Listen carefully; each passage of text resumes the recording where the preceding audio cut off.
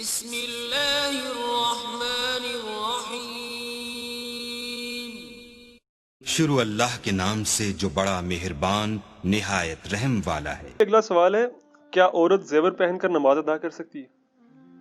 دیکھیں جی، عورت کے لیے سب کانٹیننٹ میں زندگی مشکل کر دی گئی ہے، اور عورتیں بیچاری ہماری اتنی مظلوم ہیں، اذان شروع ہو جائے تو گھر میں شور مچ جاتا ہے، جی دوپٹہ کتھے، دوپٹہ کتھے لے آؤ، پتہ نہیں کیا ہو گیا ہے۔ اذان شروع ہو گئی ہے تو اس کا دوپٹے سے کیا تعلق ہے؟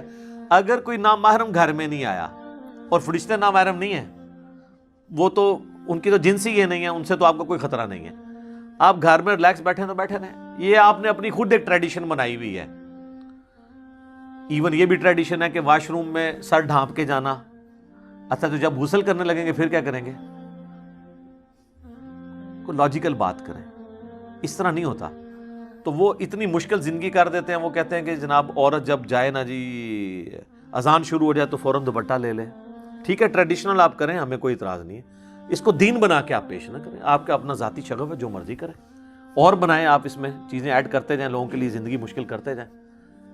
اسی طریقے سے زیور کے بارے میں بھی لوگوں کے دماغ میں ہو سکتا ہے مت ہو، ادروائز زیور کا نماز کے ہونے یا نہ ہونے کے ساتھ کوئی تعلق نہیں ہے، بلکہ زیور پہن کے تو نبی علیہ السلام کی جو صحابیات تھیں وہ باقاعدہ نماز پڑھتی تھی۔ بخاری اور مسلم دونوں میں حدیث ہے، آپ عید والا چیپٹر نکال لیں، بخاری کا بھی مسلم کا بھی، کہ نبی علیہ السلام نے عید کی نماز پڑھائی، نماز پڑھانے کے بعد آپ علیہ السلام جو ہے وہ مردوں کی طرف گئے، ادھر اپیل کی آپ نے اللہ کی راہ میں خرچ کرنے کی، پھر عورتوں کی طرف آئے، وہاں پر آپ نے اپیل کی۔ حضرت بلال جو ہیں وہاں پہ وہ آپ سمجھ لیں چندہ اکٹھا کر رہے تھے اللہ کے لیے، اپنے محل بنانے کے لیے اور گاڑی خریدنے کے لیے نہیں، پاویں تو چندے کا ثبوت کاٹ لو اللہ کے لیے۔ تو اس میں بخاری مسلم دونوں میں الفاظ ہیں کہ عورتوں نے اپنے کانوں کی بالیاں، اپنے بازوؤں کے زیور، اپنے گلے کے ہار بھی اتار کے ڈال دیے۔ تو یہ حدیث اس بات کا ثبوت ہے کہ وہ عورتوں نے زیورات کے اندر نماز پڑھی تھی۔ اس کے لیے آپ کو امام حنیفہ کو فیکس نہیں کرنی پڑے گی، یہ بخاری مسلم دونوں میں حدیث کے طور پہ موجود ہے۔ یہ کوئی ایسا مسئلہ نہیں ہے جو آپ کو استنباط، اتنا موٹا لفظ بولتے ہیں استنباط، عام بندے کی اہلیت نہیں ہے وہ قرآن و حدیث سے ڈائریکٹ مسئلے نکال سکے۔ اور یقین کریں یہ ان لوگوں کو فالو کر رہے ہوتے ہیں جو قرآن و حدیث سے ڈائریکٹ مسئلے اچھل اچھل کے باہر نکل رہے ہوتے ہیں نا، ان کو سائڈ پہ کر کے ان کے اپوزٹ مسئلے بتا رہے ہوتے ہیں۔ ان کو یہ کہہ رہے ہوتے ہیں یہ ہمارے امام ہیں، ہمارے بزرگ ہیں، جو مسئلے خود اچھل کے کہہ رہے ہوتے ہیں کہ یہ مسئلہ ہمارا یہ ہے، وہ کہتے ہیں نہیں تو سائڈ پہ ہو جا۔ ہاں، صحیح بخاری مسلم دونوں میں نہیں ہے کہ نبی علیہ السلام نے اپنی جو نواسی تھی امامہ، اس کو گود میں اٹھا کے نماز پڑھی، فرض نماز پڑھائی، اور جب آپ سجدے میں جاتے تھے سائد پہ بٹھا دیتے تھے، جب قیام میں آتے تھے اوپر اٹھا لیتے تھے۔ ٹھیک ہے، تو آپ فقہ حنفی کا مسئلہ اٹھا کے دیکھ لیں، وہ کہتے ہیں جناب آپ بچہ اٹھا کے نماز نہیں پڑھ سکتے۔ ہاں، اسی پلیٹ فارم پہ آپ کو سنن نسائی اور مسند احمد کی حدیث ضرور سنائی جائے گی کہ نبی علیہ السلام جب سجدے میں جاتے تھے، حسن و حسین کندھے پر سوار ہوتے تھے تو نبی علیہ السلام نماز لمبی کر دیتے تھے۔ یہ وہ مزہ ویل کر رہے ہیں، اور وہ فرض نماز ہوتی تھی، جب تک وہ بچہ اترتا نہیں تھا آپ علیہ السلام سجدے سے سر نہیں اٹھاتے تھے۔ اور فقہ حنفی میں مسئلہ انہوں نے یہ لکھ دیا ہوا ہے در مختار کے اندر کہ اگر آپ بچہ اٹھا کے نماز پڑھتے ہیں تو آپ کی نماز باطل ہے۔ ہاں، اگر آپ کتا اٹھا کے پڑھ لیں تو آپ کی نماز درست ہے، لیکن اس کا منہ آگے سے باندھ لیں، کہیں زبان نہ مار دے، کیونکہ اس کی تھوک ناپاک ہے۔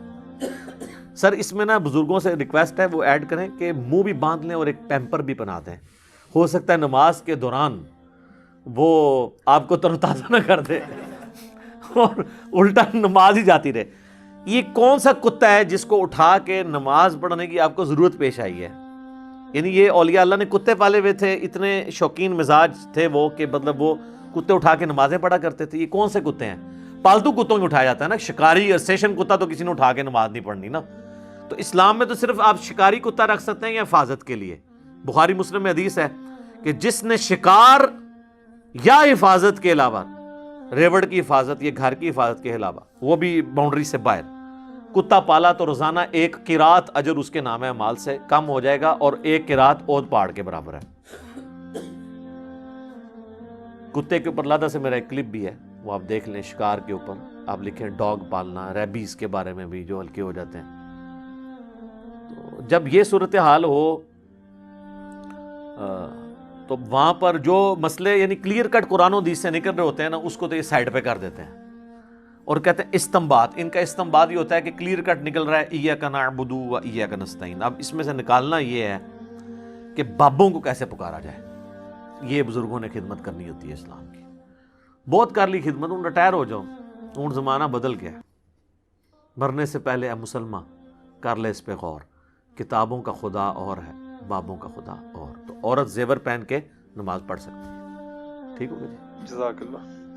علی بھائی اگلا سوال ہے، کیا نماز کی حالت میں عورت کے لیے سارے جسم اور سر کے بالوں کے ساتھ ساتھ ہاتھ اور پاؤں کو ڈھانپنا بھی ضروری ہے؟ اہل حدیث تھوڑی سختی کرتے ہیں اس مسئلے میں۔ ایک ویسے ضعیف روایت بھی ہے، سنن ابی داؤد کے اندر پیش کی جاتی ہے، لیکن وہ روایت کمزور ہے، کہ بلکہ اس کو یہ بھی کہا جاتا ہے موقوفاً ہے ام سلمہ سے، لیکن پھر بھی اس کی سند کمزور ہے، کہ عورت جو ہے وہ نماز کی حالت میں اس کا سطر یہ ہے کہ وہ اپنے پاؤں بھی ڈھانپے اگر وہ ایک چادر میں نماز پڑھ رہی ہے۔ تو یہ روایت تو کمزور ہے۔ بعض باقی روایتیں ایسی ملتی ہیں جس کی بنیاد پہ لوگوں نے یہ مسئلہ نکالا ہے، باقی امت کا اجماع اس پہ نہیں ہے۔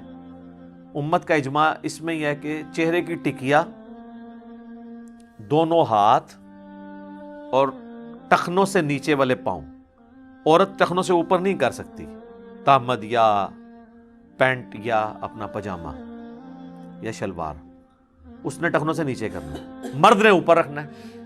ابو داؤد میں حدیث ہے کہ ٹخنوں سے نیچے ہو تو نماز نہیں ہوتی اس کی۔ تو یہ وہ چیزیں جن کا قرآن میں سورہ النور کے اندر ذکر ہے، سورۃ العذاب میں، کہ یہ چیزیں وہ ہیں جو خود بخود ظاہر ہو جاتی ہیں، چہرے کی ٹکیا اور یہ اور یہ بھی اس صورت میں جب آپ محرم کی موجودگی میں نماز پڑھ رہے ہیں یا عورتیں عورتوں والی سائڈ پہ نماز پڑھ رہی ہیں۔ اگر مردوں کے ساتھ مکس گیدرنگ والا معاملہ ہے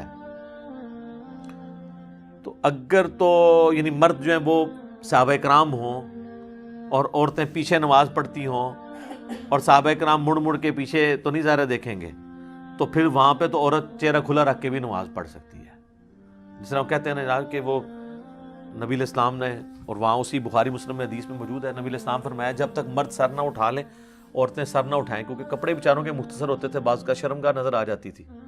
تو حضور علیہ السلام نے یعنی حکم دیا، جہاں اتنی غربت یہ سارا کچھ ہو، اللہ کے نبی کے پیچھے نماز پڑھ رہا ہو بندہ، تو ان چکروں میں تو نہیں پڑے گا نا وہ۔ تو اب تو خیر میں سمجھتا ہوں زیادہ بہتر معاملہ ہے کہ عورتوں کی جگہ ہی نماز کے لیے الگ بنی ہوتی ہے، وہاں پہ تو پھر کوئی ایسا سلسلہ نہیں ہے، سوائے اس کے کہ سی سی ٹی وی کیمرے نہیں ہونے چاہیے، وہاں پہ بھی کوشش بچنے میں ہی عافیت ہے۔ بعض اوقات انہوں نے کیمرے بھی لگائے ہوتے ہیں علماء نے امت کے وسیع تر مفاد کے لیے، تو وہاں پہ تو نہیں ہونے چاہیے کیمرے۔ اسی لیے میں کہتا ہوں مسجدوں میں اعتکاف کو بھی اوائڈ کریں، عورتیں گھروں میں ہی کریں اجتہاداً، کوئی مسئلہ نہیں ہے، کیونکہ اس طرح کے ایشوز پھر بڑی دور تک چلے جاتے ہیں، کئی ایک چیزیں پھر سامنے آنا شروع ہو جاتی ہیں، مسئلے خراب ہو جاتے ہیں۔ اس لیے عورتیں جو ہے نا وہ اپنے معاملات کو بڑا دیکھ سنبھل کے چلیں۔ باقی پاؤں اگر وہ ڈھانپ لیتی ہیں تو ٹھیک ہے، کوئی حرج نہیں ہے، لیکن یہ ان کے سطر کا حصہ نہیں ہے۔ جس طرح مرد کا سطر نماز کے لیے ناف سے لے کے گھٹنوں کے نیچے تک ہے، بشرطے کہ قمیض نہ ہو، ورنہ وہ بخاری میں حدیث ہے کہ اس شخص کی نماز نہیں ہوتی جب تک اس کا کچھ حصہ کندھے پر نہ ہو۔ تو وہ 2 چادروں میں آپ نے نماز پڑھنی ہے، ایٹ لیسٹ 2 چادریں نہ ہو تو پھر تو تہمت بھی کافی ہے۔ تہمت بھی نہ ہو تو آپ فقہ حنفی سے رابطہ کریں، جس میں لکھا ہوا ہے کہ ایک جنگل ہے، اس میں 12 بندے ہیں، 12 ہی ننگے ہیں، تو امامت کون کروائے گا؟ اور پھر وہ کہتے ہیں جی دیکھیں جی یہ کس حدیث میں مسئلہ آیا ہے، ٹھیک ہے۔ اب اندازہ کریں آپ ایک مسئلے خود بناتے ہیں اور پھر حدیثوں کا مذاق اڑاتے ہیں۔